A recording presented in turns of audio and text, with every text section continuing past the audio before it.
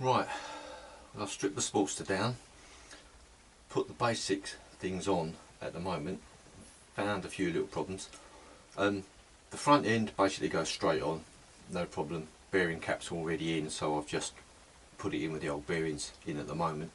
I'll be changing the bearings when I pull it down and get the frame powder coated, but the front end, no problem, went straight on. A few other little things that don't quite work out, I'll show you them.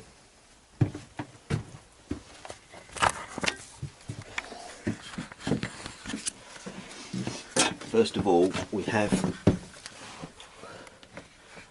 the front foot peg mounts. Now these were designed for Softail. As you can see, you've got this mount here which is designed for the Softail and the side stand, but I wanted to use my original Sportster forward controls, in which case they didn't actually quite work out, so I had to do some modifications. On the pedal themselves, I've had to machine the bottom of the pedal so it clears this mount that goes in there, and then that bit under there just clears the top of this. The reason I didn't remove these mounts is because I may want to use the Softail pegs at some point, so I didn't want to remove them. That said, I've had to machine that and it seems to fit okay, so that's okay. The top mount, as you can see that doesn't actually line up at all, so I may have to space this up somewhat off the engine mounts to make it fit, because the bolt holes just don't line up. These mounts up here, these were for the Fat Bob tank that the guy was having fitted. Well, I won't be using the tank, I'll be using the Sportster tank, so these have got to come off, and some more mounts mounted up here.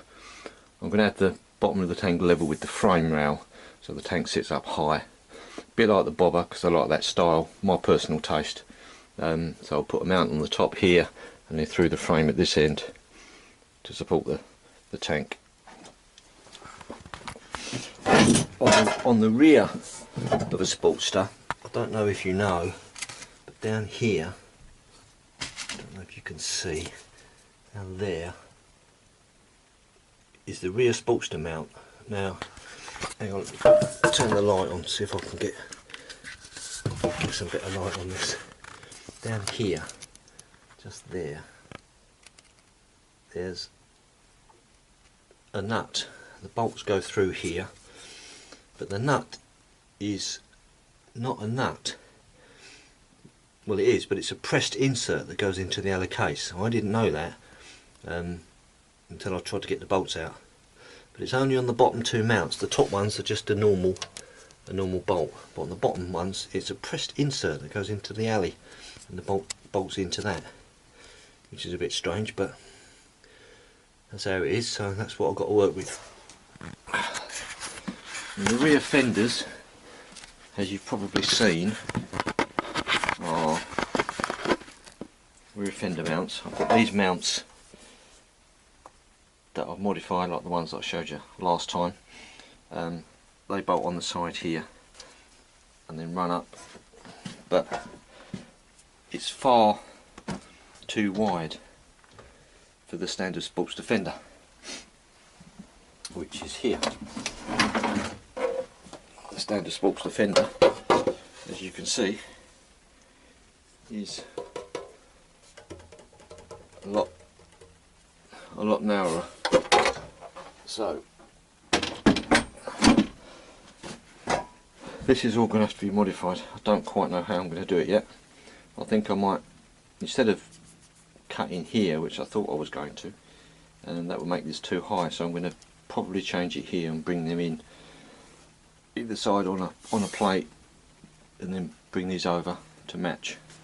I'm also going to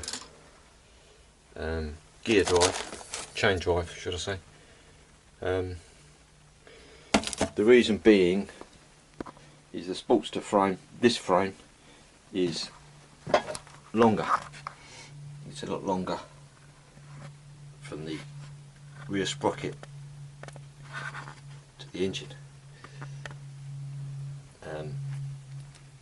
In which case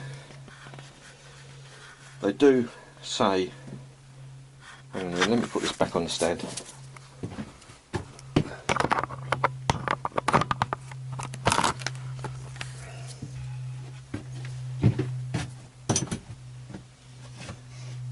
They do say to use a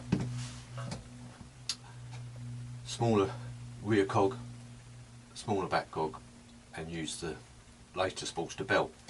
The only problem with that is trying to find the rear pulley, which I think was a 52 or 54 tooth, which just can't find it anywhere. So I've decided to convert it to chain. That way it doesn't matter, I can just buy a long chain, cut it down and work with that. That's about it up to now. We'll see how it goes from there. The next thing is to cut these mounts off, put the Sportster mount on, Sportster tank mounts on, and make sure that the pegs fit. And we go from there.